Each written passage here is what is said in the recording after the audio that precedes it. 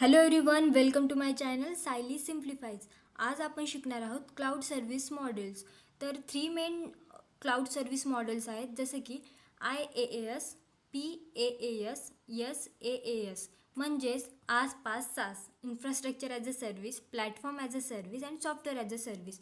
लक्षात राहण्यासाठी आपण आसपास सास असं पण बोलू शकतो, किंवा ते पण लक्षात नाही राहते तर आपण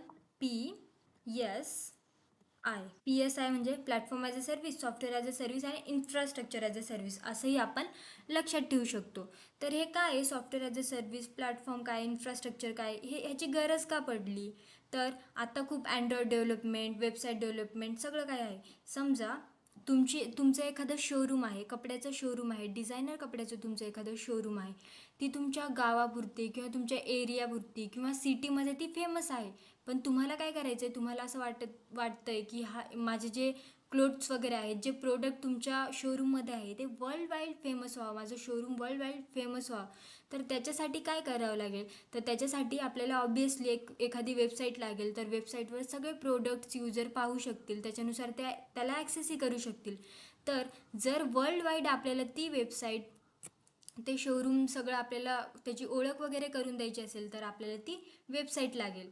तर ही वेबसाईट कशी क्रिएट करणार? आपल्याला न कोडिंग येतं आहे, आपल्याला न डेटाबेस काय आहे, नेटवर्किंग काय आहे, ॲप्लिकेशन वगैरे कसं, काहीही आपल्याला माहिती नाही आहे. तर इथे रोल येतो क्लाउड प्रोव्हायडरचा.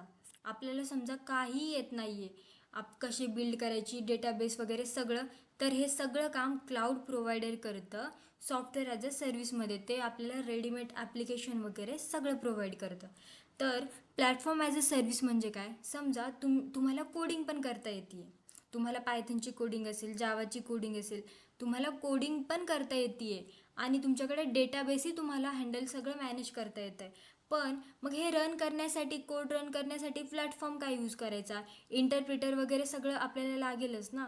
कोडिंगचे जे प्लॅटफॉर्म्स असतात रन करण्यासाठी, पायथॉनचं असेल, सगळी जावाचं असेल, तर हे रन करण्यासाठी आपल्याला एखादा प्लॅटफॉर्म लागतं. आपल्याकडे कोडही, आपल्याकडे डेटाबेस पण आहे, त्याचा सगळ्यांचा कोड आहे. पण हे रन करण्यासाठी आपल्याला एखादं प्लॅटफॉर्म लागतं. ते प्लॅटफॉर्म आपल्याला हे क्लाउड प्रोव्हायडर देत असतं. तर इन्फ्रास्ट्रक्चर ॲज अ सर्व्हिसमध्ये काय होतं, तर तुमचं जे सर्व्हर असेल, स्टोरेज असेल, तुमच्याकडे सगळं आहे. तुमच्याकडे डेटाबेस आहे, तुमच्याकडे कोडिंग वगैरे सगळं काही आहे.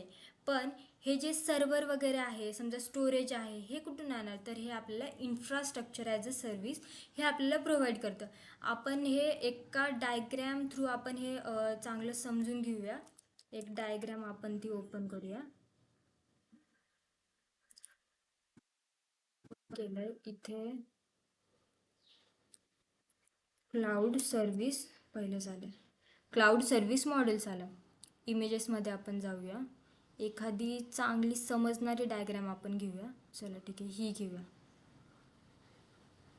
Okay, cloud models. तर ऑन प्रिमायसेस म्हणजे काय, की तुम्हाला सगळं काही तुम्हालाच मॅनेज करायचं आहे. ॲप्लिकेशन असो, ॲप्लिकेशन म्हणजे काय, आपली वेबसाईट वगैरे असो.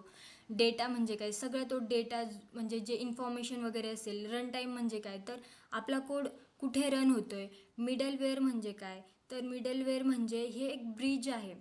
क्लायंट आणि डेटाबेस, किंवा ॲप्लिकेशन किंवा डेटाबेस, ह्या दोघांमधलं एक ब्रिज आहे, ते मिडलवेअर आहे. ते कम्युनिकेशन त्याच्यामध्ये होतं. OS म्हणजे ऑपरेटिंग सिस्टीम कोणती आहे.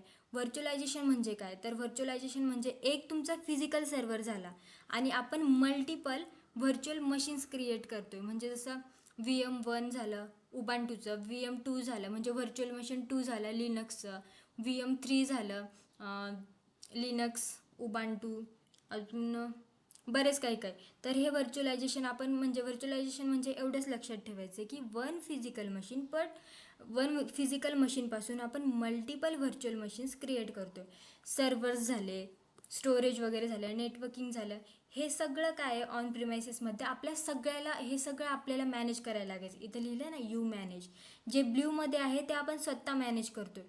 ऑन प्रिमायसेस म्हणजे की तुम्ही सर्व्हर पण विकत घेतलं आहे, सगळं तुम्ही विकत घेतलं आहे आणि ते तुम्ही सगळं मॅनेज वगैरे करताय, त्याला म्हणतात ऑन प्रिमायसेस. आपण डेटा पण आपलाच आहे, आपणच सगळं मॅनेज करतो आहे. इन्फ्रास्ट्रक्चर, सॉफ्टवेअर प्लॅटफॉर्म सगळं आपण स्वतःच मॅनेज करतो, ते ऑन प्रिमायसेसमध्ये आलं. ठीक आहे. तर हे जे आपण सगळं एवढं सारं मॅनेज करतो त्याचं मेंटेनन्स असतं, सिक्युरिटी वगैरे सगळं आपल्यालाच पाहावं लागतं. म्हणून आपण जे क्लाउड प्रोव्हायडर्स जे आपल्याला प्रोव्हाइड करतात ते यूज केलं तर आपल्याला खूप सोपं जातं.